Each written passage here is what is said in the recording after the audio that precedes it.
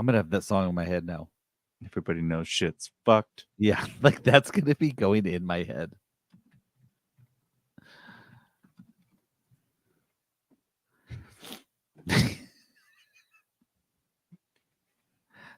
I don't know if I'm happy about it or mad about it. It is what it is. Shit's fucked. Everybody knows it. Everybody knows it. Alrighty. All right. Whenever you're ready, sir.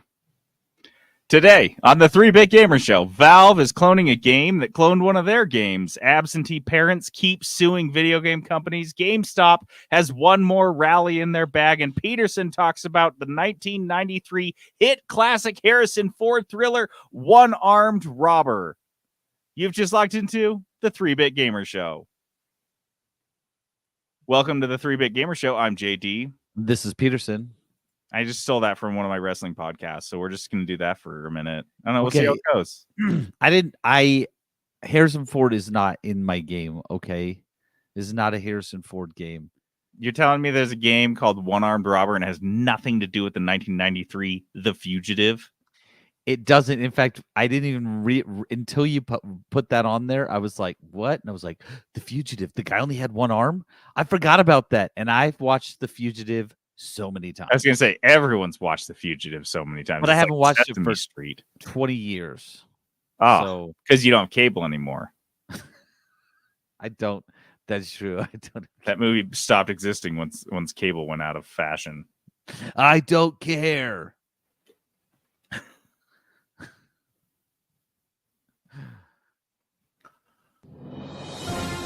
Live from the 3-Bit Gamer Show. The news. All right, our news this week is brought to us by Crave Cookies. Crave Cookies is this cookie shop. You can go to cravecookies.com or you can go and find a store near you if you're in one of the lucky I was just states. in Vegas this last weekend, and I was looking for a place to go get some pizza one night. And I was like, hey, should we go here? And I zoomed in, and it was right by a Crave Cookie, and I'm not making that up. I was like, what? Go there. A Crave outside of Utah in the wild. I found it on accident. Wasn't even looking. So you guys can find your own Craves in the wild. Just go to cravecookies.com, look at their locations. But they also pay us to talk about the news on their behalf.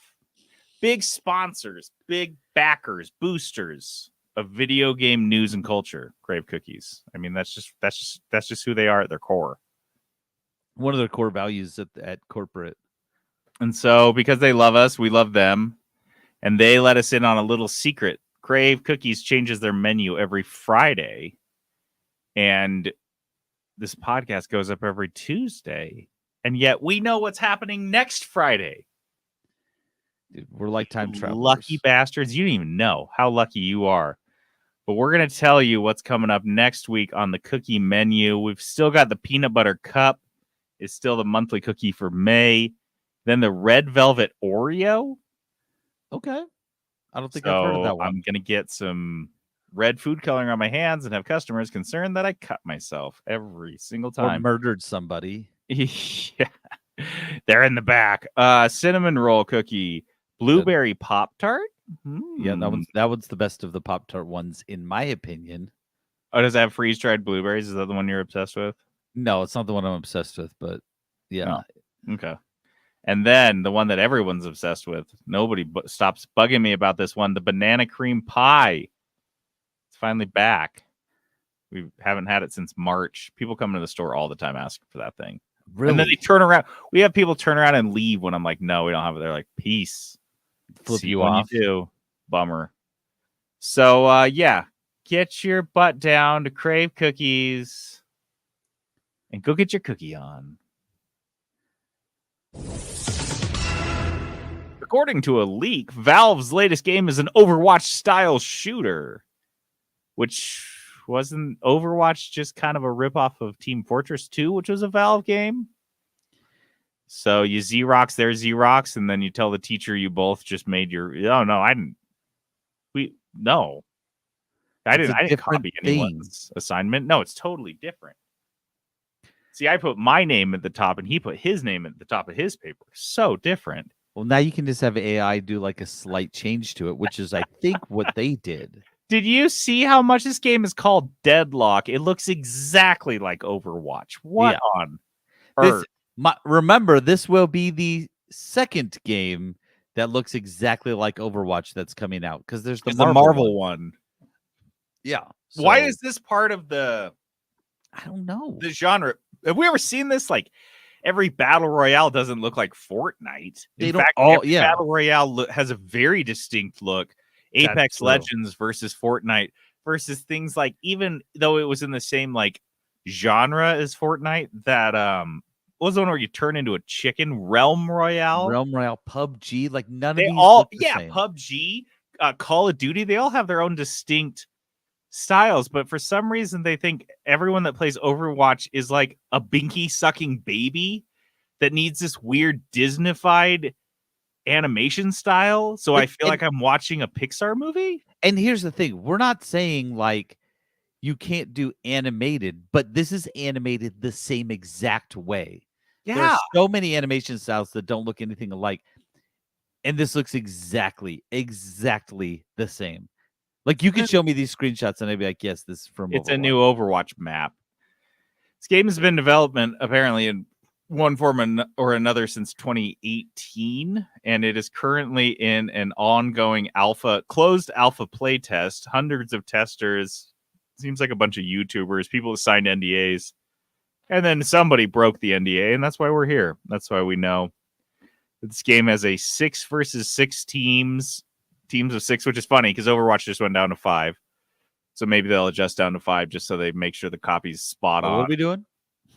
They'll go down to 5 in 8 years. They're fighting. You fight on large maps. There's lanes. It looks like the lanes have these like little rails that you can like grind on, a la Sonic Adventure 2. I guess everyone has soaps. Maybe it's a cross sponsorship with the soaps. They still make soaps. Soaps, shoes. Were those big when you were in school? No. Well, they're still around. Do you know what I'm talking about? Yeah, I do. Okay. That's cool. Yeah, you can. I didn't know they were ever big, if I'm being honest. Like, they had a cross sponsorship with Sonic for the second Sonic Adventure game. He wore soaps. Oh, I didn't know. I always thought they should make a soaps Heelys combo. I don't know why that never occurred to anyone. They're called rollerblades. You just take the front wheel off of your rollerblades and you're square. I can't take the front wheel off my rollerblades because it only had 2. We take the middle wheels off. And if I'm not scooting around or grinding, I am walking on literally the most uncomfortable pair of shoes known to man. On the tiptoes of them. Picture heels, but awful. Anyway, so you grind around on your soaps in Deadlock. That's, I think, what the lock is referring to, is your shoes lock into the railing, and then you die. And let's see, because you're obviously going way too fast somewhere where you did not intend to. Like every grinding mechanic that's ever existed in a video game. There's sparks. No, I didn't mean to jump on this rail. I didn't mean to. No, dang it. So this is MOBA and tower defense. It did sound like they'll be more like, which I did kind of, I appreciated the idea of, I didn't really think about it like an Overwatch with a more MOBA-y sense, where the lane, where it was 3 clear lanes like League of Legends or Dota, and then the towers. I was like, dang, that would be a fun game mode of Overwatch. I would think it would be, that is something Overwatch should have done 100 years ago, but they they're too dumb to make anything. Because it was always just like pushing a lane or kind of a death match or like fighting over an objective. Yep. Like standing in a room for an X amount of time. But yeah, dude, laser, like big turrets and tower defense things, and you break the turrets down and push into people's lanes. I'm like, maybe this is what Overwatch was missing. Maybe Deadlock won't suck. I mean, it has Heelys. How can it suck? That's not Heelys, it has soaps. Only one character has Heely soaps. He's so slow. And he's nothing like Lucio He is nothing like Lucio. We promise he's not a Lucio clone. He has a boombox, but it's different. He's like Brazilian. He's like into music and stuff like that. Like he does dreadlocks, but He yeah, wears it's green not and Lucio. yellow, but it's totally actually a different. girl, so it's nothing Yeah. like Lucio. Yeah, duh. Here's the thing. Here's my thought about this. Like, I'm not even like, part of me is like rolling my eyes, like this is so stupid. But then part of me is like, you know what? If it's free to play, I know Yeah, I'll have fun with it for 2 weeks. yeah. If this is free, I mean, it will definitely be free to play. I feel like it will be following too. the trend of. But yeah, I'll play it for 2 weeks. Then same with the Marvel one. Like, yeah, I'll play it for a couple weeks. Is it going to be my game? No, it's not. But I know I'll get with the Lee Bros and be like, hey, you guys, download this. We're going to try it tonight. We'll have fun for a few weeks, and then we'll just bounce off to something else. And I'm like, that's fine. That's fine. You know, they tried. They put something. We didn't spend it. We're not spending money on it. No. So buy any skins for Deadlock. No. So anyway, that's my take on it is like fine. I hope it's great. I'll play it and it probably won't be good, but I hope it's fun. It should be out in beta soon if they're doing these closed alphas, probably next year at the very latest. I wouldn't be surprised if we see it this year. It's just weird that that's their like, hey, we're gonna make another video game, and then they chose that. Kind of like a safe bet though. Something, it's what they know. It's in their, it's two of their, it's a combination of two games, two of their most popular gaming genres, which is a MOBA with Dota 2 and a hero shooter like Team Fortress. Team Fortress. Yeah, they just squished them together. Like, look, this is what we know, and then there's going to be a portal gun, and they're like completely covered. Honestly, a Team Fortress, a Team Fortress MOBA back in the day, probably like 8 years ago, probably would have crushed. Would have been so good. That would have been pretty cool because like Smite was cool, but it was fantasy, and the mobility wasn't that high. But yeah I think about. We'll see. Okay. We will see. In Hollywood these days, video games are the new superheroes. This is a piece in Bloomberg from our friend Jason Schreier, and it's fairly brief. It's not necessarily an expose. It just kind of calls attention to the fact that a lot of movie studios are optioning video games for their films. And this doesn't just mean huge game series like Fallout or Halo, but also one that is brought up in this article is this indie game called Dredge, which I think I've heard of. Yeah. I definitely haven't played it. I played it. Well, it's being optioned for a film by the same guys that made the Sonic movie. Like, that's interesting. Dredge is big. Like right now, it was big last year, and this follows kind of in the I think same vein as FNAF, which is like I do think it didn't Dredge have a lot of popularity on like YouTube and stuff. I don't know. I don't watch a lot of YouTube, but it's not like a viral game because of like the kids are into it or anything like that.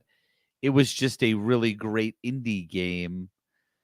And so that's what it's interesting that they're making a movie from this because there is like a story, but it's more like, you're this little boat and you're going up and you're like going up and digging stuff off the bottom of this ocean and catching fish and then bringing them back, and then you're uncovering a mystery as it goes through. So there's some of that to it, but it's more akin to like making a battleship movie.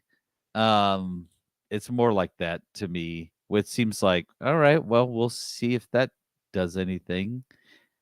I think the idea here is that you've got ideally a story that has been appreciated by people as a baseline, and then you've got those same people as a floor of ticket sales. Yeah, because there's a lot of indie. Do they make a Frostpunk movie? They should. I don't care if it's the worst movie ever. My butt will be in there day one. So that's a ticket sold guaranteed. And the story in the game has been tried and tested because people go back and play it a lot, and it's very popular within that small community. So if you're going to do that versus a completely net new, fresh property that's just sprung from like a spec script or something that someone just pulled out of their butt, this is safer. This is the same idea as attaching a big star to a film that you're not sure otherwise is going to do very well. So you just force a big star in there. I think it's the same concept. Originally, it was the same idea with comic book movies. I think this is kind of the idea here is that it's taking the place of superheroes. Everyone's superhero fatigue. Everyone's so tired of it, and the Hollywood execs kept going back to other wells in desperation. Oh, do we do more Star Wars? Can we do more Star Wars? Can we do more Star Trek? What can we do that's like old and we'll just reboot every single thing? Can we do another Charlie's Angels movie? We'll just reboot everything. They just keep kind of running into walls with that. And so I think the video game looks pretty promising these days, especially when things like Fallout come out and they do really well. Well, Fallout was done perfectly. So like what they need to do is, I know this is like, all you got to do is just like match the tone of the game.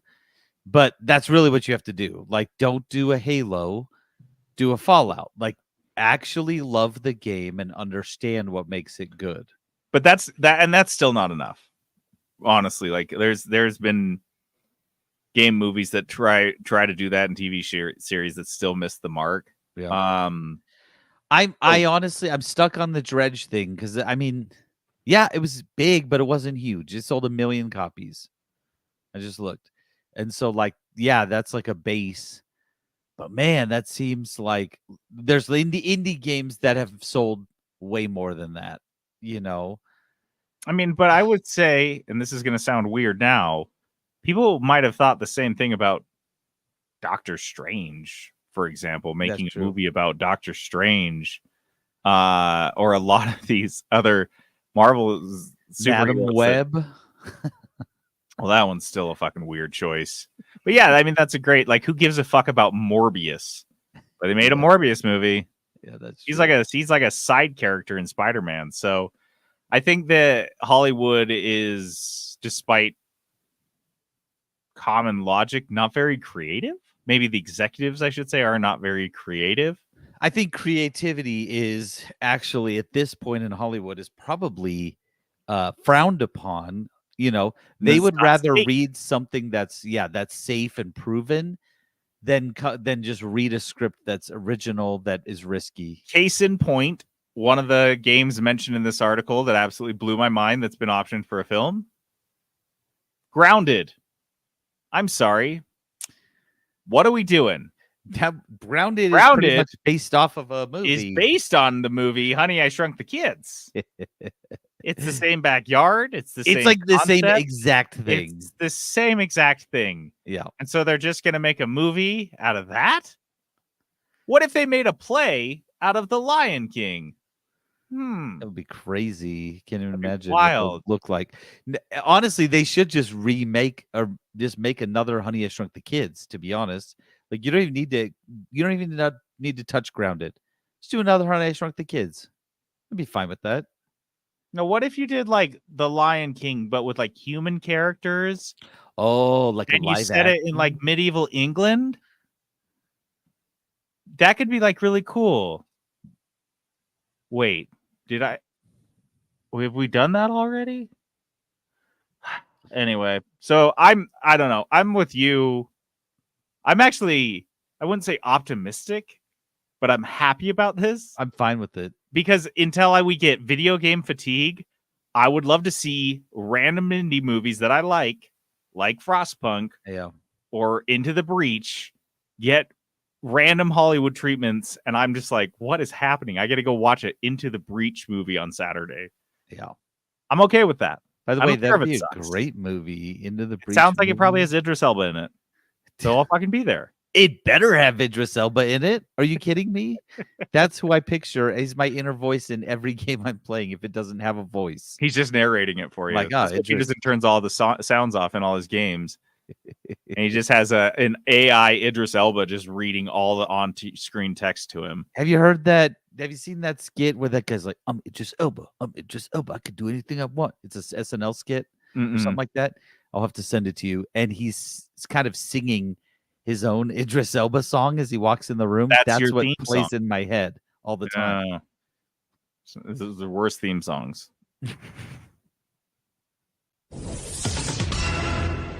1 week after shutting down 4 game studios, Microsoft has announced a new one. So that's not totally fair. This was Activision, which is owned by Microsoft, and apparently this studio has been kind of in the works for a couple of years. They've been working on this game, and so it's kind of separate. But man, you gotta wonder. The week after these 4 layoffs, this Activision studio, which was probably slated to open this week months ago. Yeah, why? Yeah, like they've been ready for this. They are just like, can you imagine how nerve-wracking it is in their studio right now? They're like, no pressure. But a bunch of people we used to work with on the Microsoft Slack channel, they all just got cut. This is called Elsewhere Entertainment. That's the name. It's based in Warsaw, Poland. They're, quote, exclusively focused on creating a new narrative-based and genre-defining AAA franchise. They're not doing Call of Duty. What this means, though, a new franchise, like genre-defining, like brand new IP, that means we can expect them to be shut down in about 2 or 3 years because they haven't released a game. Maybe we'll see a trailer for it. Maybe we'll get some stills. I don't know. There'll be a little bit of hype, and then they'll close the studio. That's the MO, I think. Yeah, and I don't know if they must have missed the memo that we're past AAA. We're into quadruple A. If you're not making a quadruple A game, yeah, AAA is like, hey, mom, I'm gonna go take this test, and I'm definitely gonna get a C on it. And you're like, why? No, why was it like that's stupid? That's what AAA is at this point. Why don't you go get an A on the test? Quadruple A. Did you even try to go for 5A? So they said Elsewhere Entertainment is composed of, quote, storytelling experts. I kind of like all this circa 2016. Right now, underneath Microsoft, like you said, these guys are doomed. There's no fucking way Microsoft has the patience for these guys to work for another 2-3 years minimum on whatever they're working on. They've already been working on it for a couple years. And if it's going to be a story-driven, like, AAA style game, 2 to 3 years before they're going to have something out, and it is going to be a one-time sell product, and they're going to be like, here's your game.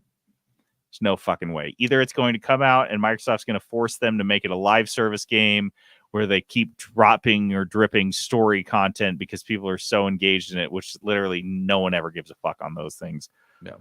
Or they just close down the studio because they realize they're going to sell a $60, $70 game one time and then be done. And Microsoft doesn't have the patience for that. Well, it doesn't juice the profits. We even know that, like last week, we reported like they closed down a bunch of studios because they didn't have the capital to run those studios because they weren't releasing a game soon. So, yeah, like you said, like 5-6 years ago, we would read this and be like, dope, this is going to be awesome. Or if Microsoft had just released 2 or 3 bangers that were just raking in the dough like a Fortnite, we'd be like a little bit more positive. But they just shut down 4 studios because they didn't have the capital in their budget to run them until they could potentially release another game. And then now they've opened these guys. And like you said, there's no way they're doing a genre-defining game in the next 2 years. They're just starting. And so I have no confidence that we will ever see this game. Microsoft is like a nun walking around a classroom with a ruler, just smacking students. And Activision's sitting there just trying not to get noticed. And all of a sudden, Elsewhere Entertainment, their boner just comes out of nowhere. And they're like, no, not right now, not right now. And Elsewhere's like, I'm here. I'm a big new studio and I don't make any money. And that nun is coming over to smack this boner so hard. Old nun is waddling over there. She is going to get this guy. She's like, are you kidding me? Microsoft is like, are you serious? Did you not get the memo, Activision? Like, what are you guys thinking? Did we miss this? Like, going to be like whack-a-mole. They're just going to come. Microsoft's going to shut them down next week. We had no idea you guys were opening a new studio. That's an easy cut. You guys haven't made any money yet. Cut.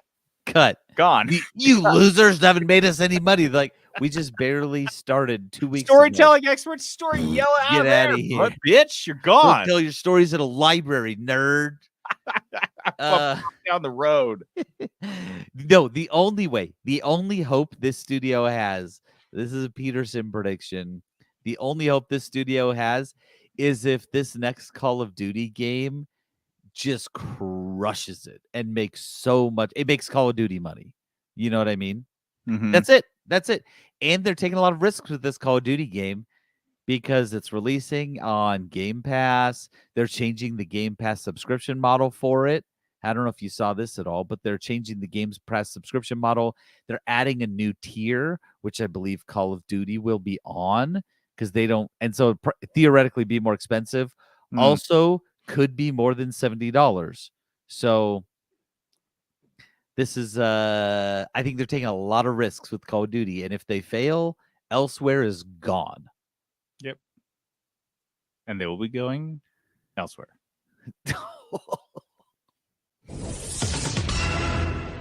Inattentive parents continue to turn to lawyers to help fix their kids' video game addictions. Peterson's favorite beat. Look what you did to my kids. How could you do this? I gotta read these two parents. These are gems. Jacqueline Angelilli says her 9-year-old has been playing many of the same video games, quote, at an increasing and uncontrollable pace since it is age 6. What? And has been diagnosed with multiple psychiatric disorders. Cushanelle Donnerson says her 14-year-old has played Call of Duty, NBA 2K, Grand Theft Auto 5, and Roblox games so much over the past 9 years that it has led to brain damage, a stroke, and seizures. What? Okay, real quick. Mom number 1 takes her kid to therapy to get fixed because she did not parent him. And since therapy can't fix it, she is now going to the lawyers to fix her problem because an increasing and uncontrollable pace. I'm sorry. Does the child, are they able to afford their own PlayStation? Do they go get a job? Kid ran the house. Themselves a PS5 and the game, and they hooked it up to the internet that they pay for. Uncontrollable. If one of my kids, okay, all three of my boys play video games. The 2 middle ones play the most. If any of them started displaying any sort of like crazy negative problems, like it would be gone. I'd be like, I'm so sorry. This is gone though. And like, we got to do something else. Or I book them into so many sports and activities that they hardly have any time to play video games because they're doing all these things, which my 14-year-old kind of complains about now. He's in soccer. That's it. And he goes like 2, maybe 3 times a week. And he's like, I practiced today. I have no free time. And I was like, what were you going to do today? I was going to play Fortnite with my friends. And I was like, yeah, I don't care about that thing. But yeah, you're right. This is my favorite beat because this is my life. Psychiatric disorders, seizures, brain damage, a stroke. And I don't know how to stop any video of this. games. You have a stroke because that's kind of what I would like to do. Yeah. I apparently have not been playing enough video games because I've never even felt close to having a stroke. You know how, like, I swear when I was kids, it was like, hey, how would you like to die? And they'd be like, dude, I want to die just banging chicks. Now, you're wrong. I want to die because I'm doing an influencer prank and someone shoots me. That's honestly how I want to go. I'd have so much clout. No, I want to be so into a game that I'm playing that my brain just stops getting blood and I die. And I just bleed to death in my own skull. I'm like, thank God. It's about time, honestly. Dude, how do we get through COVID without this? If one of my kids had a slight medical issue because of video games, you're straight to the lawyers, right? And you'd keep them in front of the video games because you got to go to the lawyer's office for a couple hours. Yeah, I need to talk to the lawyer, son. Here's your play with this play with this handheld device. Here's your Fucking Switch. crazy. Dude, I would be like, we're not gonna have the internet at our Yeah. house anymore. Yeah. Like, I'll have all my devices operate off of the network. I'll just pay for that. Dude, The internet's gone. the floor and the wall, and I'm gonna give you a baseball and a baseball glove, and you'll just be like Steve McQueen in The Great Escape. That is your entertainment now. You throw a ball against the wall. Dude, I know I would pull a 1990s mom, and I'd be like, go outside and don't come back in until it's dark outside. That was my childhood. We were just talking about that with my brothers. I was like, my parents never knew where I was, ever. They thought they knew where I was, but they didn't know where I was. That's what I would do. I'd be like, okay, go outside, and don't you dare go to a friend's house and play video games. Marches his child down to the rail yard, forces them bodily onto a boxcar, and he's like, and waits for it to start moving. And he's like, bye. Yeah. See you when you find your way home. Either jump off and go have you'll fun, get tough by jumping off. Character, go build character, or you build character in the next town over. Dude, there's apparently a lot of hurdles to clear for this case to actually for these women to win this case. It's a huge long shot. I mean, it would be a ground-breaking case. It'd be akin to like that was a tobacco master settlement agreement that back in the 90s, the late 90s, where the tobacco industry had to pay like $200 billion to a number of, it was like a lot of different state AGs that they all filed like a group loss. It was a huge fucking thing. And it was a real thing. This isn't a real thing. No. I don't think there's a lot of, there's a lot of documented medical evidence that cigarettes and tobacco was bad for you. That was not a secret. Like, I was a pretty dumb kid, but like, I knew that. But I have yet to see a peer-reviewed article that Roblox give you strokes. I don't think that happens at a young age. I think it's the Mountain Dew that you're keeping him on a steady diet of since he was 2 years old. Yeah, is he drinking Mountain Dew and eating Doritos in front of a screen in a dark room for 12 hours a day? Yeah. Like, I could see that happening. Who knows? We weren't meant to live as bats. Mountain Dew bats. Dew bats. Dew bats. Dude, that sounds sick, though. That is a sick name for this episode. Dew bats. Dude, is that our band name? Oh, dude, I had another good band name. But maybe it could be the first album name for the Dewbats. One Man Orgy. That is a good name. Isn't that a good band name? You're like, what does that mean? What is he doing? I don't want to know, but also I do want to know. How does it qualify still if there's only one guy? Oh, if you saw it, you would know. It gets messy.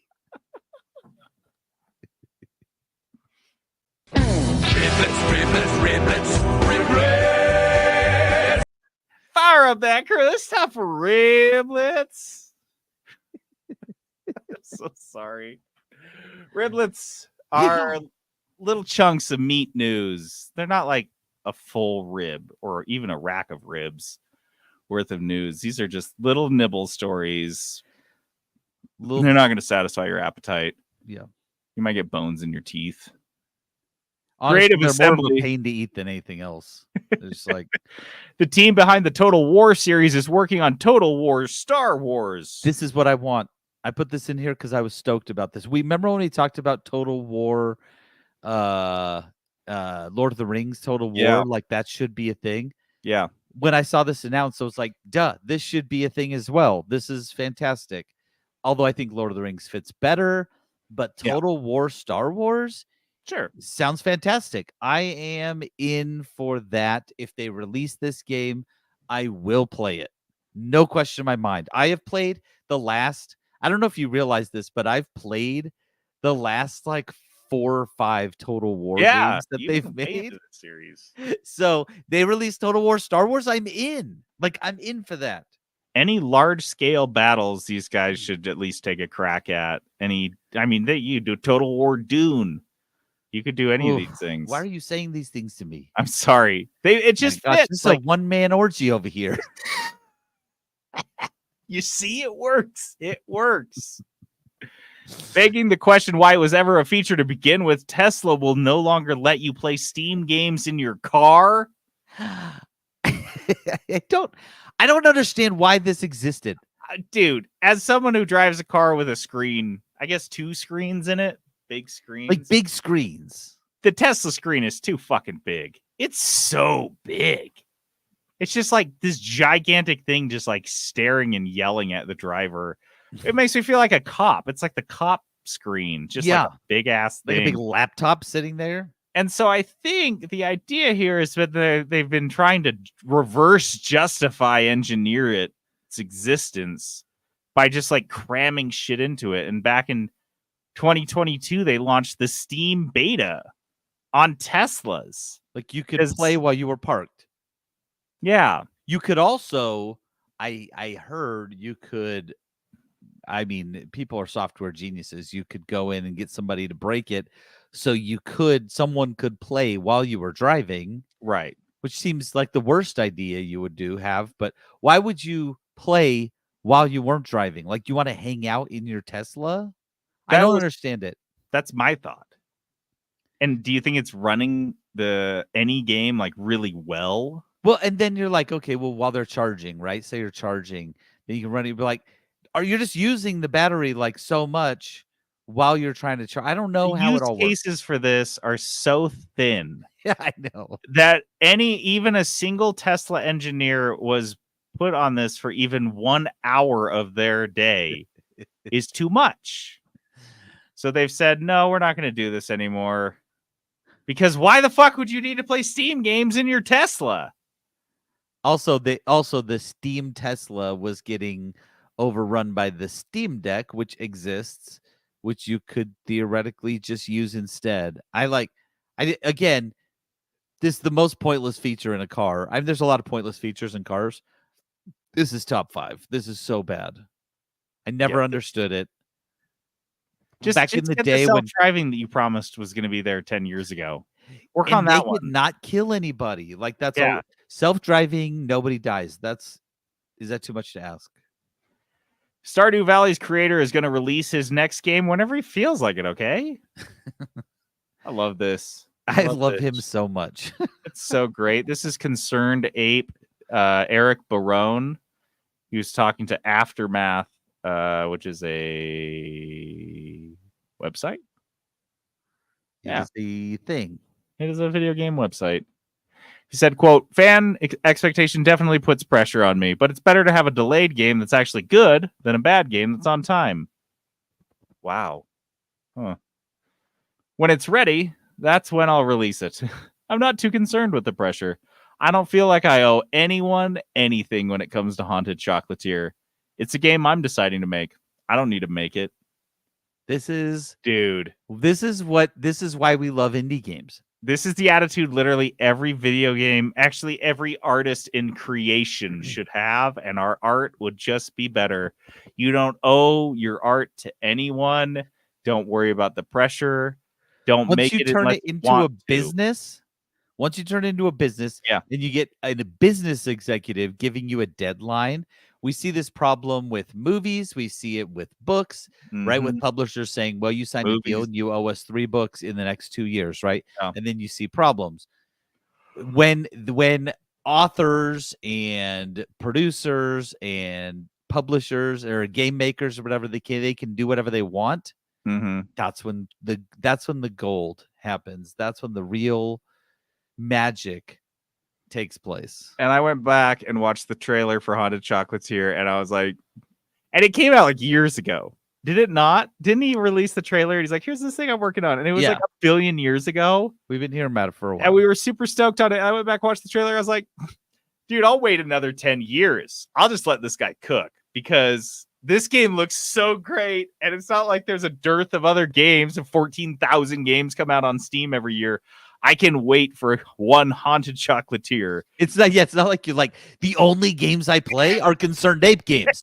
So, and if they are, you will get a ton of free shit from Stardew every fucking month for some reason. Because the other part of this article is he says every time I open Stardew back up and start making stuff for it, I just can't stop. I love it so much. And it's Yeah, like, dude. that's why we love him. That's why he is a gem. He needs to be protected and leave him alone. It's like that Because Sanderson attitude. He's just like, I can't help myself. yeah, I just love my art. And guess what? Like, you make good art when you feel like that. and we love it too. We love you for it. This guy. Like, and I haven't played Stardew for years, and I love Concerned Ape because everything he says just makes me happy. Yeah. Everything he does is the right thing. I don't know. It just, I love it. I love it so Good much. dude. And he's made $1 billion. Yeah, the guy made $1 billion. Speaking of, GameStop shares have surged as, quote, Roaring Kitty returns and adds fuel to the rally. Yes. Jump in here if I'm saying anything stupid, but it all sounds stupid, but yeah. Yeah, exactly. Roaring Kitty is this guy on Twitter who is apparently a big part of a big leader on Reddit and elsewhere in telling people to buy and hold on to GameStop stocks. Yes. And then he just went away for a couple of years, and then all of a sudden randomly just came back and started posting. So not only did these stocks surge, but from what I understand, my goddamn mailman won't stop telling me about this shit, is that everything else surged on top of this, including like other like little coins and penny coins or whatever the hell those are. This guy's presence just like juiced the pyramid scheme, got a little bit of a boost across the board.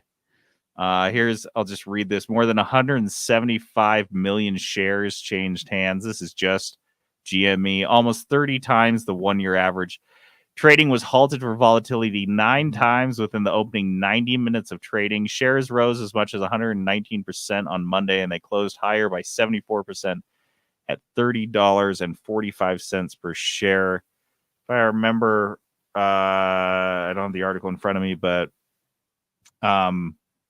their share to like profit ratio, their share price to profit ratio is like 1,000 to 1. So like their share price is like $1,000 for every dollar they make. It's insane. Yeah. So yeah, Roaring Kitty came back, made a post, and essentially just relived the frenzy. Shit posting, right? It wasn't like 4 years ago or 3 years ago, whatever it was. Yeah. Yeah, it was like nothing. And so people are just in it for the memes. Like this is what it is now. Like Trent looked it up and found that he still had a share or two, and he's like, haha. He never sold his. Yeah. And so he's like, dude, look what happened. And he was like laughing about it. But yeah, people like AMC, because that was the other one that was like bumped up because of this. AMC is doing nothing, right? GameStop is, they are doing something. We can talk about that. But this is just the memes. People are just trying to relive the meme stock days of 2019 or whatever it was, 2020. Yeah. It's pretty funny. But yeah, it's I still want GameStop to go out of business.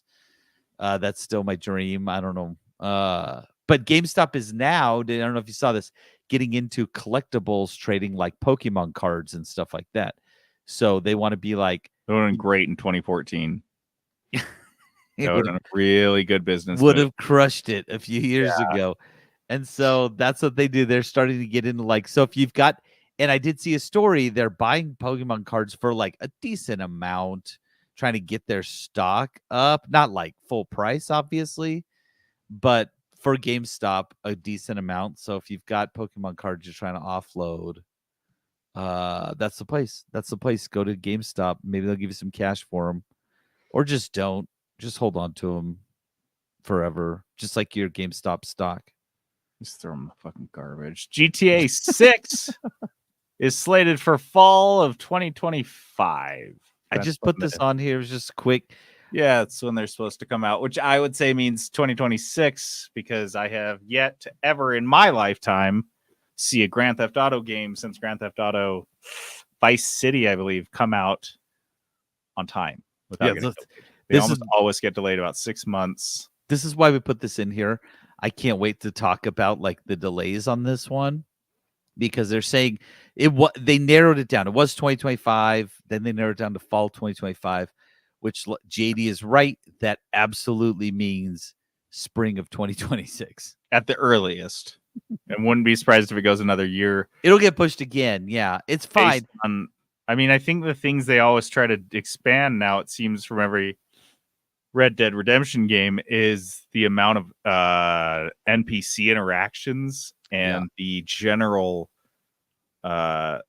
liveliness of the world. Make it feel alive, yeah. And that takes a shit ton of work. I mean, it just takes a lot of work. And to be honest, this is another situation where I'm like, okay, like I don't play Grand Theft Auto, but I get it, and I know fans are rabid and just wanting this so badly, but hey, release it when it's good. You know, don't release it because you feel pressure.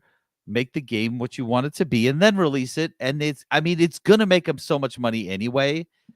So just make a good one and don't, so there's none of that review bombing that happens because it wasn't what people expected. Just make it good. I'm okay. Thing is that I always like to think about is in Red Dead Redemption 2, there was a part in the game, just a random place in the game world, where you could see a creek that was going in like a straight line, and there was like a little horseshoe bend dried up. It looked like a dried up creek bed that was kind of jutting off, which is a real geological feature when there's flooding, which in the desert, which is where, Red Dead Redemption 2 takes place, a river will overflow its banks and choose the shortest route. So if there's a bend in the river naturally, it may just jump that bend, and then it carves a new path for the river, and that bend dries up. Well, they had one of these, maybe multiple. I just know that there was one. What the fuck? Yeah, like if you're taking the amount of time, like we joked about, like the horse testicles in the game, and that's one thing. I mean, it's like a living creature you're interacting with in the game, and that's like you just dig into the details and you fuck with that stuff, and I can see how that happens. But that you have somebody on the team, you have somebody in that studio who is putting real life geological features into the game that most people will never ever notice. That tells me when they're like, yeah, we're going to come out on this day. I'm like, no, you're not. You think you are, but you're not. Yeah. Because you guys are nuts. Yeah. With Red Dead, that was the one thing. Like, I know we have feelings about Red Dead, but they nailed so many things. They did a lot of things really well. And the world was made really well. That's all I'll say. They did a great job in making the world. Yeah, the best I've seen, actually, if I'm being honest, probably the best I've seen. It felt so alive. You would come in the middle of like full-on conversations that were happening. Right. Like it felt like a real place. Yeah. And I don't know if I've ever played another game that really felt that way. No. And I think that's what GTA 6 is going to look like on a city scale. So yeah, it's going to have to cook. Let it cook. It's going to cook.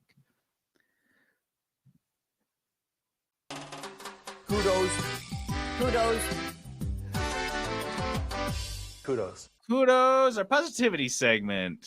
I have a weird kudos. How is your kudos, Peterson? How does it rank? Not weird. Okay, you do yours first then. I've got two actually. Kudos. Okay, well that's even better. An easy one. Red, White, and Bruised. This is the latest album by The Midnight. You know I love The Midnight, but it is a live album. And I'm not gonna lie to you, I love a good live album. There's a lot of live albums that I don't enjoy, even by bands that I like. I just like a live song and like it. I'm not into it. But this one is so good to me. For some reason, it just hits right. A little bit of the dialogue before, a lot of the crowd singing. You just feel everyone's into it. I think for what the difference for me is because I've been to a Midnight concert and they're not huge. Right? It wasn't like a stadium event. And so you can feel a little bit of that passion in the room.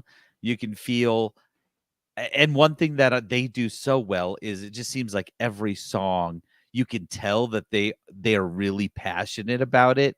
And it feels that way on the album. I don't even listen to the normal versions of these songs anymore. The normal version comes on and I'm like, ooh, I'm going to go listen to the live version because I really, really love them. Interesting. So yeah, if you're into the retro wave stuff at all, and you've I'm obsessed with it. I'm obsessed with the Midnight. It's a real thing. So I love this album so much. I don't know, it just makes me feel so good. I just went on a road trip, listened to it on the way down, dabbled in it on the way back. So yeah, Red, White, and Bruised. Check it out. And then I got one other. Do you want me to do my others? Or do you want to do the weird one? No, you can do your other one. This is a quickie. Yeah.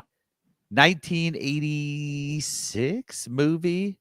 1980, yeah, something like that, called Rad. Did you ever? Yeah, 1986. Do you know? Do you know this movie? No, because it came out and then it disappeared. It was like impossible to find. Cult following. It was along the lines of like they were like really doing these like themed movies. This is a BMX movie, and it was think Footloose, BMX Footloose. I'm thinking, and I'm happy. JD, I need to send you some clips because I'll send you some clips. Would you use this streaming somewhere? Where'd you watch it? I think you can just rent it. I think you guys got to rent it. I'll hit the library. You know how I do. And it is hard to find because I think the last time they printed it is there was a guy who was like, "Hey, I loved this movie. I'm making Blu-rays of it now." And my brother actually bought the Blu-ray from that guy. So this movie, there's just real quick synopsis. There's a brace coming to town. And of course the old guys don't want it there. And then but the race wants a local kid. So they're like fighting over it. And there's a kid named Crew Jones. And he's like, I'm going to do it. And it's as 80s as you can imagine. They go to the prom and Lori Loughlin is the love interest in this. Okay. And so they go to the prom and there is a full bike dance scene. Crew Jones and Lori Loughlin do a yes, please. Dance on their BMX bikes. And it is as ridiculous as you're imagining and as amazing as you can possibly imagine. Where did you see this? Amazon. Oh, did you rent it? Well, so we watched this as kids. I'm with my brothers and we're like talking about Rad. And we're like, oh man, I remember that movie. And so we start going and watching all these clips from it, and the whole movie starts coming back to me. And I'm like, everyone needs to watch Rad. My little brother hadn't seen it. So we're like, Sam, go rent Rad tonight. You got to watch this. Of course, he's watching it, and he's a little more serious. He's like, this looks ridiculous. And we're like, yes, exactly. We showed him like 3 clips. It's amazing. Guys, if you have not heard of Rad or seen Rad, I put it on your list. Find it and watch it. It is glorious. 1986 BMX racing. The bad guys, there's 3 bad guys in it. 2 of them are twins, like these twins who are like the bad guy bike racers. It's as 80s as you could possibly want it. Every adult's an idiot. Just it has all the tropes. It's perfect. If you need a little bit more selling on it, just go to YouTube and put Rad dance scene. So just put that in, Rad movie dance scene, and watch it, because it's not like a quick they do the full song. They do the full song of Send Me an Angel, and it's beautiful and it's so ridiculous and I love it. Please, everyone, watch Rad. They did a How Did This Get Made episode on it. Fantastic episode. So watch the movie, go listen to the How Did This Get Made. There's so much slow-mo. The whole thing is slow-mo, and it is obviously it's like obviously not riding a bike, like sitting on the handlebars and you can't see the bike really. You just see them. It's fantastic. It's so cheesy and it is incredible. This whole movie is fantastic. You need to watch it. The hair. Holy fuck. How did we ever get our hair to stand up so high? I don't know. I don't know how they did it. How do I do that now? I remember the hair being that big, and there was a lot of aerosol hairspray involved. Lots and lots of it. So, anyways, Rad. What's yours? Mine is this film that I found on Hulu. Okay. Called The Big Year. Okay. And I was like, when I saw the film, I kind of glazed over it. But then I saw who was in it, and I was like, wait a second. This is a 2011 film that you've never heard of. You've never heard of it, right? No one's ever heard of this. It's called The Big Year. It stars Steve Martin, Owen Wilson, and Jack Black. Oh, is this a bird watching one? Yes. I vaguely remember this. I had no idea this existed. It is, like Peterson said, a movie about birding, which is, well, it's not just bird watching because you can listen for them too. It still counts. The idea, very briefly, is that in the birding community, there's something referred to as a big year, which is trying to see as many birds as you can in one calendar year starting on January 1st. And in this film, you've got 3 people, 3 birders, and they're all doing a big year, trying to see as many birds as they can in a year. Jack Black plays kind of like a software engineer, kind of dumpy guy.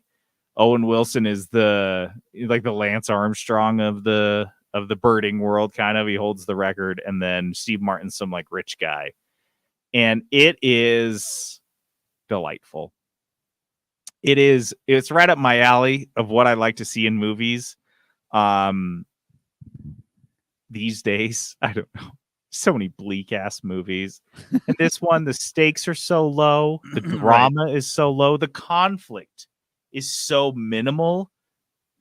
Like Owen Wilson's like a dick because he's way into he's into birding. And that's like the most conflict in the whole movie. And it's just pleasant. It was just kind of pleasant. And I kept looking up the birds they're talking about, and I was like learning interesting facts. Because there's like this, they spot some like woodpecker in the Pacific Northwest, and they're freaking out about it. And they say it's like the rarest bird they've ever seen.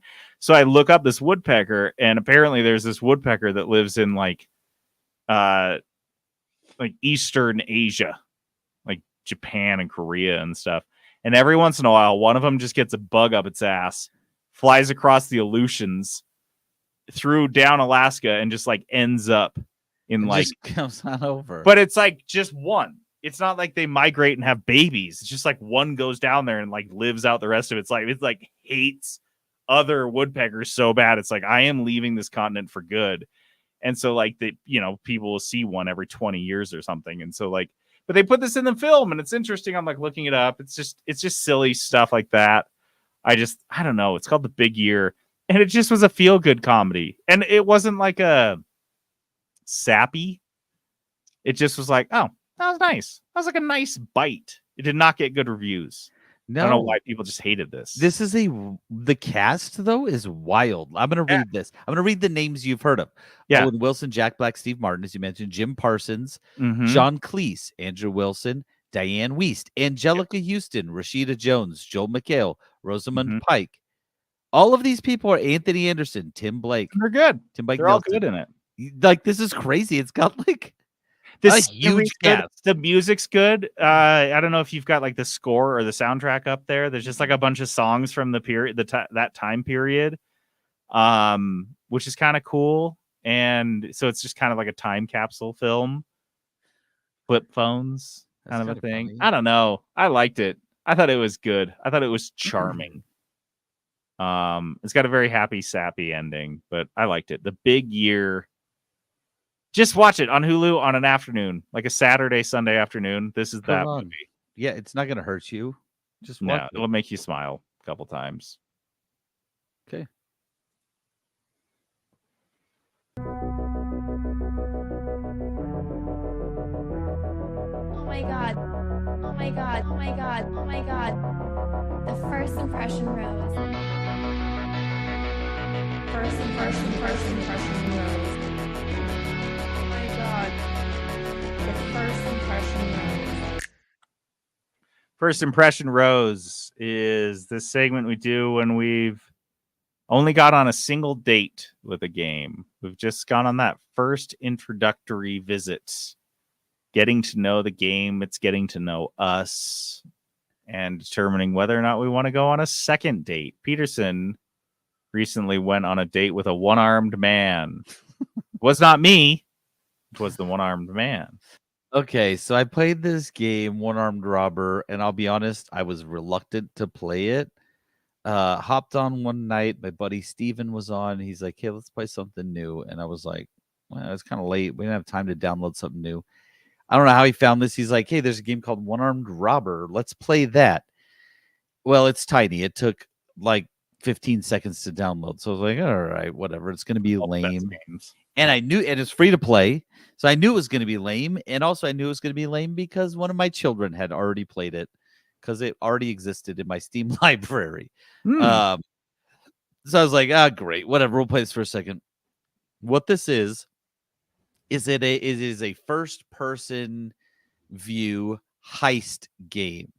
So you and your crew, which is we had 3 people do it. We had 2 people the first night, 3 people the second night. And it's essentially what all the reviews are like, this is what Payday 3 should have been. So you go in and it starts like a lot of the games from this time period. Like what's the Ghost one that I was playing?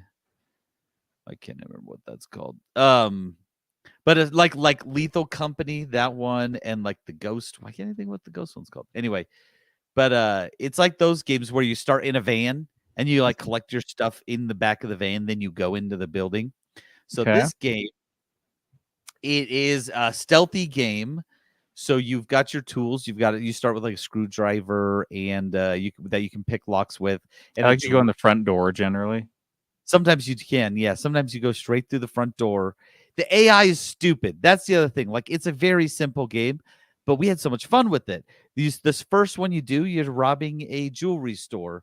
You can walk in the front door so you have to put on your robber mask and like your robber gear.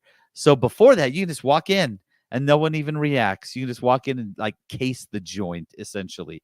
You can go look in the windows, go around the building, case it a little bit. You kind of have to, because what you're doing. So I'll give you an example. The first one, you go into the back. You put your robber gear on, go into the back. There's a guard that walks back and forth by the back door.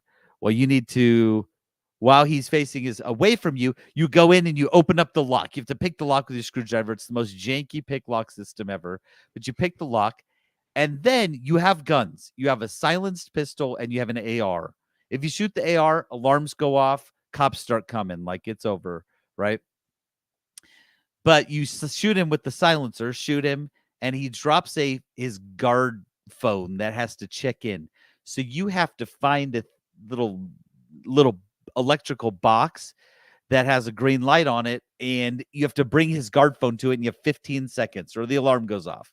And you put that in there, and then you're fine. Like, they think he's still alive. You drag the body off so another guard doesn't see it. And then you're in. And then there's like security cameras you have to watch for. Well, to get rid of the security cameras, you can't just shoot them because there is a guard watching the security cameras. So you have to stealth your way to the door, kill that guy, and then the security cameras are not a problem anymore. There's guys patrolling, but then so eventually you get into the vault of the store and you just rob the whole store. If you do it right, you have silently robbed the store and you're just stealing stuff. And you put the stuff in your bag, and it's not any mechanic I've ever seen. It is a duffel bag that has almost like a diamond-shaped opening. And the only way to get stuff in there is you pick up this pile of cash, for example, and you just have to drop it so it falls into the bag. Ragdoll physics everywhere. Ragdoll physics is everything. Yeah. Yes. So the bag doesn't open. You have to drop it into the bag. If you miss, it falls on the floor. You got to pick it back up and try it again. It's called one-armed robber because you have 2 hands, but you only use one. So you can only carry one thing at a time. You can have your gun out, for example, but you can't have the screwdriver and your gun out. You can only have one thing at a time. You only pick up one thing at a time. And watching this guy runs up with a screwdriver to jimmy this lock. And then he has to put the screwdriver down to grab this card, and then he runs all the way down the stairs and through this whole building. So by yourself, it's kind of hard because you're doing lots like running around, like got to be careful. With a partner, though, it was actually really fun because I'm like, okay, you stay there, and I'm gonna kill this guard, and I'm gonna throw his badge down to you, and then so we're doing all this crazy stuff. The levels it's a stupid game. I'll start off like it's stupid, but the levels are designed pretty well. Like, you have to trial and error these levels. You're going to mess them up. Once you mess it up, and the alarm starts going off, you can still finish the thing. It Start won't. shooting cops. It doesn't let you leave until you finish all the objectives, though. But your objectives change once the alarm is triggered, because then cops come in and you're just like roasting cops. You're just taking these guys out, right? And then the SWAT team comes in, and they just come in these big waves while you're trying to like Jimmy rig a door open with the screwdriver, right? She's sitting there like shaking it. Come on, unlocking. There's like this like pile of SWAT team guys comes in, and your other guys just sitting there lighting them up, right? And so you're just killing all these SWAT team guys, trying to finish your objectives. It's very hard. Once the alarm is triggered, you can still do it, but you have to finish the objectives and get stuff to your van before you can leave. Look, it's not a polished game. It's janky. It is silly. Like you said, the ragdoll physics are just stupid. You'll How laugh. much was it? Free. It's free. It's about, yeah, that seems about right. Yeah, no, that's what it seems. But I'm telling you, this is fun for a couple nights with your friend. Get a buddy and play it. You'll have fun because it's stupid. You just have fun being stupid. And then you can like unlock stuff like as you get more money and level up. You can unlock like better gear and stuff like that. There is like a store that like, and I'll say none of this is like it doesn't feel like the store. I feel like you have to try real hard to buy something in this game. It's not like popping stuff up, be like, hey, check out the new skin pack. It's like I actively want to buy this and I have to search it on my own. It's very not intuitive, like the menu system. So this is like going out on a date with somebody who you're not super attracted to, and they're kind of dumb, but they party. They are so much fun to fucking hang out with and party weirdly with. had an amazing night. And you're like, well, we can party tomorrow night because fuck, man. Tonight was a blast. That's how me and Steven felt. I was thinking about it the next day. I was like, I can't wait to play tonight. Like, I definitely want to play again. Do I think I'm going to play this game for 10 hours? No, I'm not. But I'm having a blast with this game. That's tight, dude. Yeah. That's what it's like. We're going to friend zone this game for sure. Oh, yeah. Cause yeah, she's ugly. She ugly. Right? She's ugly. But guess what? She's like a best friend ugly. Yeah. She is like, We're I want to text hang out a lot. Yeah, we're going to hang out for sure. I'm going to add you to my Discord. And if you're going to Coachella, I'll come with. You're going to be a real psycho and you do a lot of weird drugs. But for some reason, when we get together, I just really have a great time. I have a great time with you. So that's what this game is. Am I going to give it my first impression rose? No, I'm going to give it a friendship rose. I don't want to date this game. But I do think everyone should dabble in it. I think if you have another person to play with, play this game. Because again, all the reviews are like, this is what Payday 3 should have been. More fun than Payday 3. Like, that's what it is. Because the levels are designed well. It's not a ton of levels, but we've done 3 so far, and they've all been challenging and fun. So One Armed Robber, give it a go.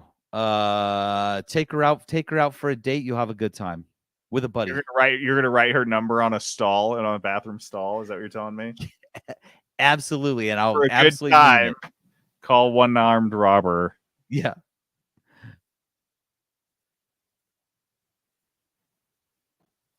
Dice of Destiny. All right, Dice of Destiny is this game we play at the end of every episode. We roll a 6-sided dice to see who will be responsible for rolling the Dice of Destiny itself, a 20-sided die. And we've assigned 20 different game genres to each side. And then they roll a dice for our budget. We find a game that fits those parameters and we play it. I rolled a 20. And a 20 is one of our cool rolls in this game where you can play whatever you want, backlog, whatever you feel like. Ideally, not a game you've played before. I chose a backlog game. That was a game that had been sitting on my backlog for a minute. Not too long, though. I just kind of recently picked it up. A game called WrestleQuest. WrestleQuest is on the surface right up my alley.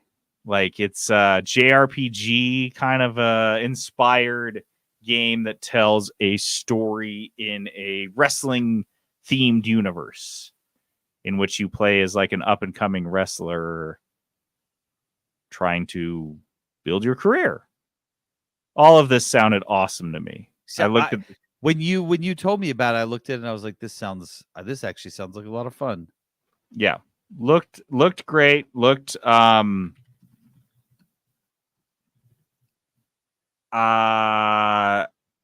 not too dissimilar to a lot of games that I've played in this genre. And so I was really stoked to play it. Happy to have an excuse to play it.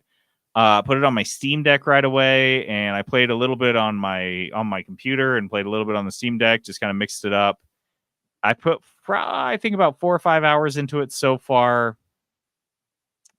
and I'm done. I'm done with it. Uh-oh. It was really kind of sudden because this was a game that I wanted to love, but I kept finding myself trying to force myself to love it because it's like it didn't want me to enjoy it. It had like, I don't know. I'll rewind a little bit. So the gameplay in WrestleQuest is just like a JRPG you might expect. It's turn-based, but they also include a quick time event, like button presses.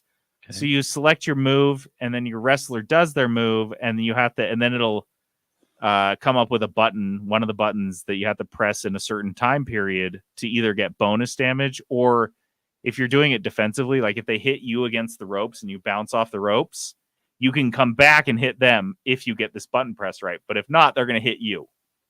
So they essentially get to like hit you twice. So that's kind of the core of the game, is just like it's turn-based combat. You usually have more than one person on your team, so you can do tag team moves, which are kind of fun, and then you just kind of attack enemies. And then in the overworld, you walk around, and just like a lot of RPGs, there are random enemies that start encounters with you. You can try to avoid them. You generally can avoid them pretty easily or you can just keep fighting them to grind your levels up. Your characters have levels. They unlock different abilities and move sets, and you can get new items and like gear and equipment to upgrade yourself and your wrestlers to make them stronger. And as you level up, everything's a little bit easier to fight. I think that's the general gist of the game. Yeah, that's what I would expect. I think that's what everyone expected.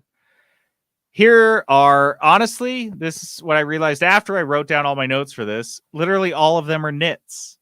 Because that right there, what I described to you, is a great game. And then all they did is just make it crappy. Like they did is like every opportunity they had to do something obnoxious, annoying, or just like bad, they took that.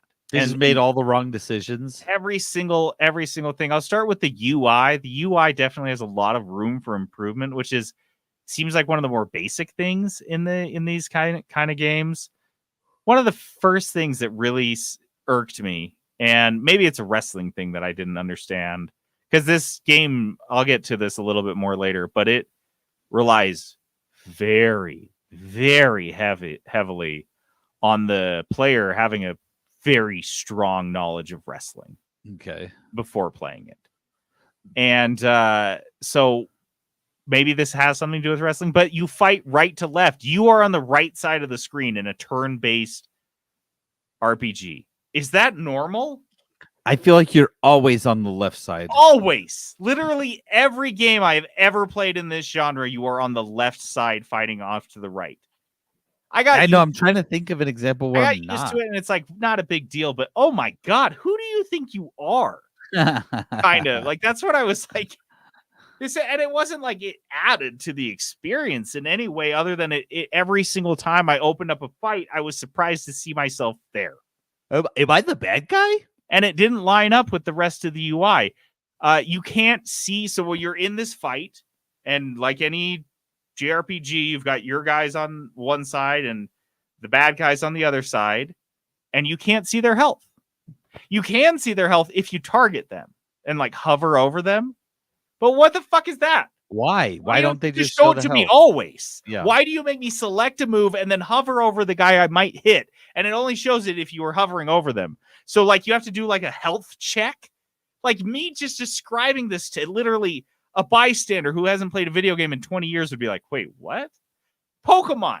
You look at the Pokemon you're fighting and you can see its health bar, like the very first game in the 90s. We figured this out 30 fucking years ago.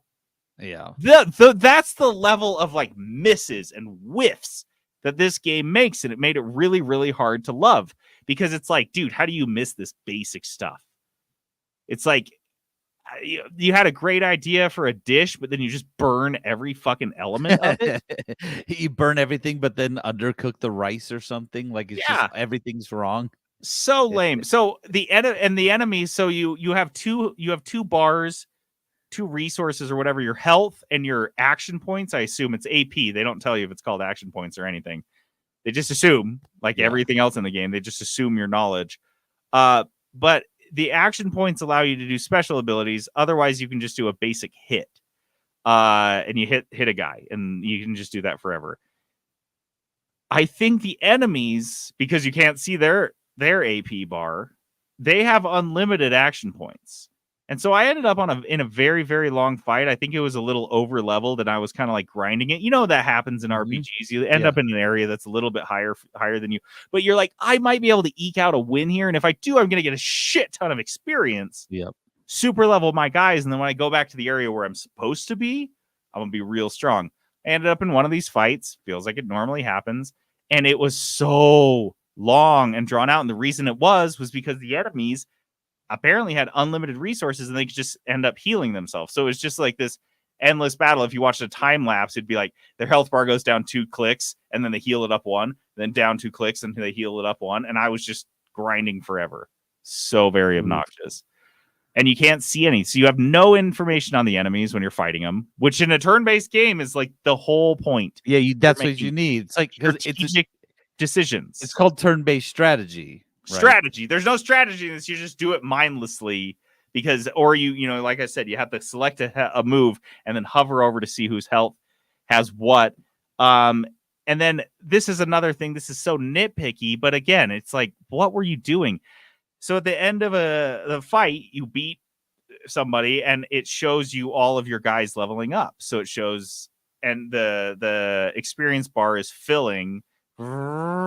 And then if it hits the fill point, it just says level up, but it over where it said the level. So your guy has level 8 and then it goes up to the top and it just says level up. Well, unless you're looking at all of them, you make a mental snapshot of what level it is. It just says level up over all the levels. And you're like, cool, what level did they reach? Why couldn't you just why couldn't you just leave that on the screen? Yeah. There's these like little tiny basic things I just don't understand. That's really interesting. It's like they know how to make a video game, but don't know how to make a video game. You know what I mean? Yeah, it's like they never self-edited once. It's like they never played their own game. Yeah.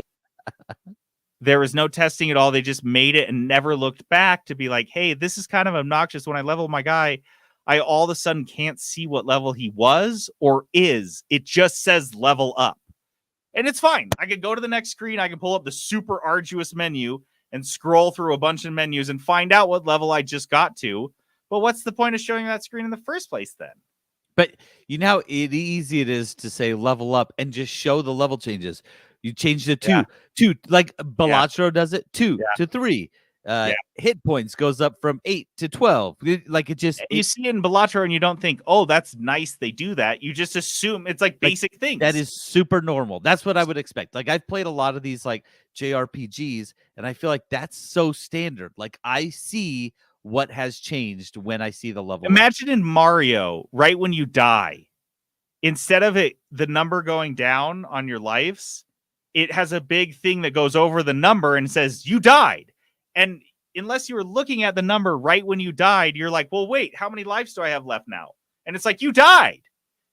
Find it out. That's not on the screen. You have to go look. You have to go do something. You have to go to the next screen to find out how many lives you have now. That's like the type of things. Like imagine if Mario did that back in the 80s. You'd be like, that's kind of annoying. These guys are doing this in 2024.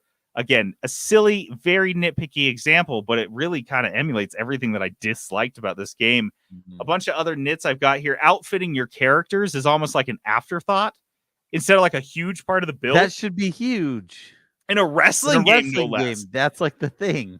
But in a JRPG, at least like you should be able to be buying new items and upgrading. Like I found a store or two. Absolutely. But like I didn't really, and I have so many more nits on that one, but I wasn't able to really to feel like I was ever upgrading my characters. Certainly wasn't able to see the upgrades I was making.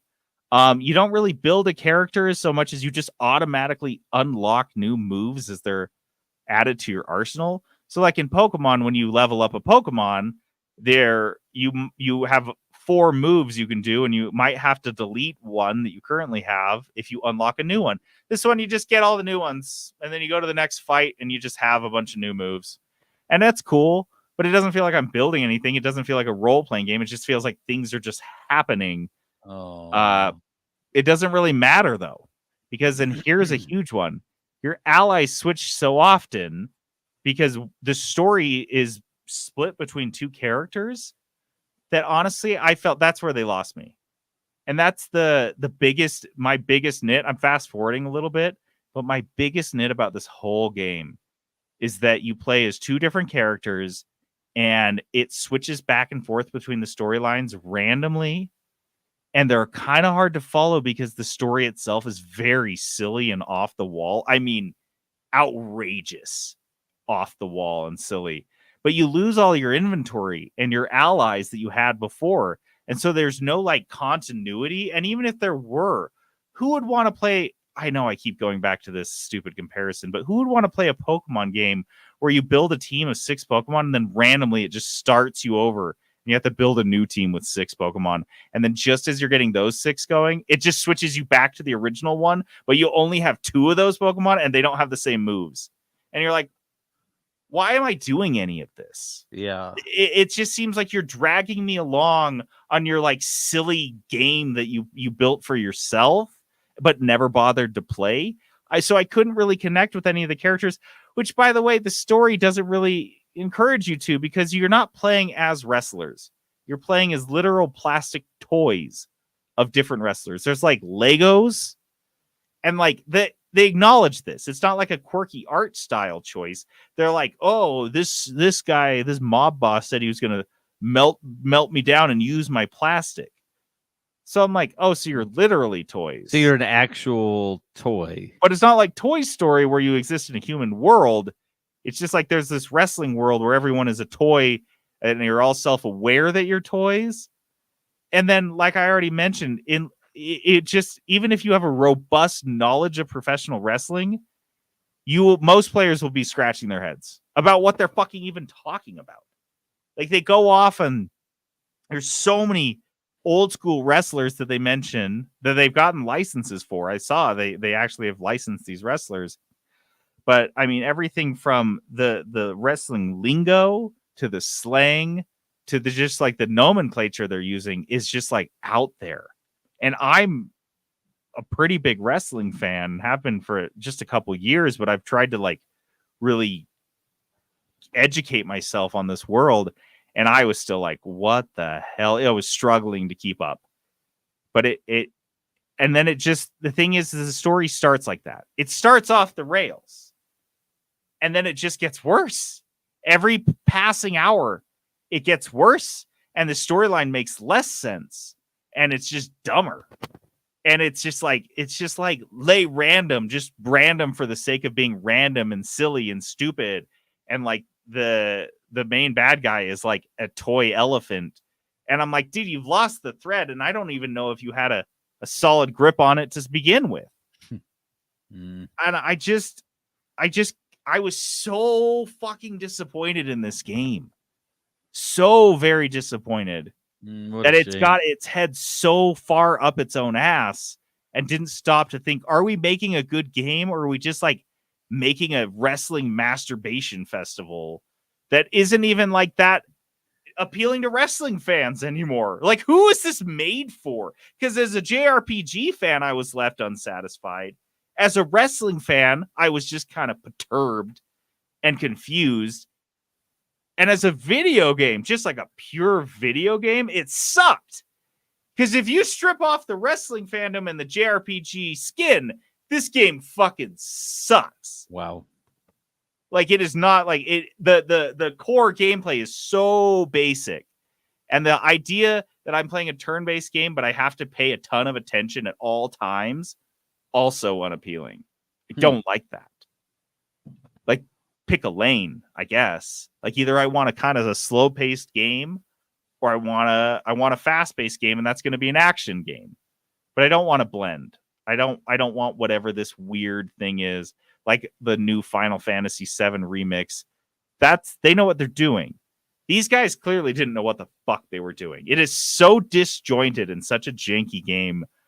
I haven't been this disappointed in a Dice of Destiny game in a long time. Wow. Just let down. I was just let down. Yeah, that sounds like it. You came into it fully wanting to love it, and they just would not let you.